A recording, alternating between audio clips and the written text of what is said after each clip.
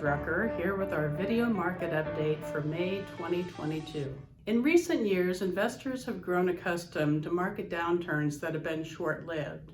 We've seen sharp declines followed by fast recoveries. We saw this in the last quarter of 2018, which is on the left side of this S&P 500 chart, and at the onset of the COVID pandemic in early 2020, which is in the middle of the chart. But what investors are experiencing now is different, which is on the right side of the chart, and as you can see, it has a longer, more choppy look to it.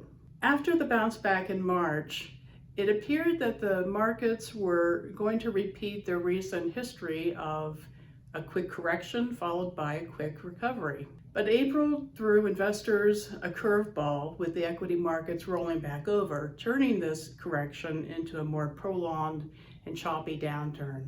In our last market update, Ron Ruff talked about the S&P 500 moving around a trend line. He described how FSA's approach is to be invested in equities when the markets are above the trend line and to move to cash when the markets are below the trend line.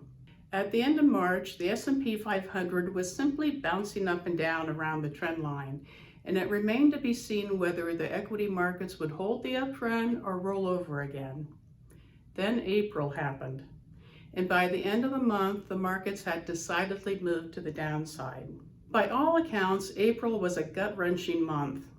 The S&P 500 was down over 8%, its worst month since the COVID correction in March of 2020.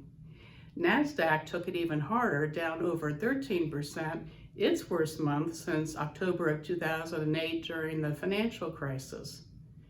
Bonds fared better than stocks, but even they were down over 3% for the month of April. Outside of commodities, there really was no place to hide.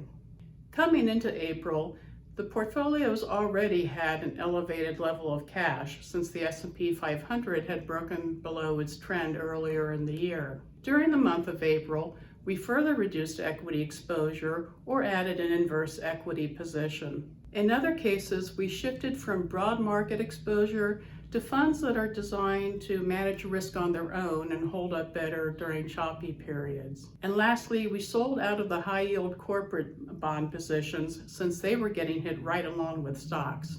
This table shows how the strategies were allocated by the end of April.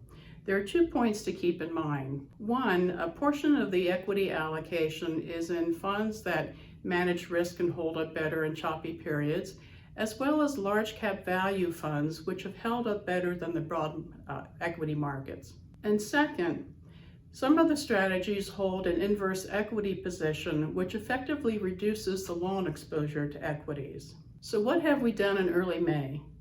The last day of April was particularly brutal for stocks, triggering more of the FSA safety nets. In early May, we completely sold out of stocks in the income and growth strategy and further reduced equity exposure in our other strategies. Rest assured that we will respond accordingly to any further weakness in the markets as we move through May. If, however, the markets stabilize and begin to recover, we will be prudent in deciding when and how to reinvest the cash. Well, that's it for this video market update. If you have any questions or comments about its content, please don't hesitate to call or email us. Until next time, thank you for watching.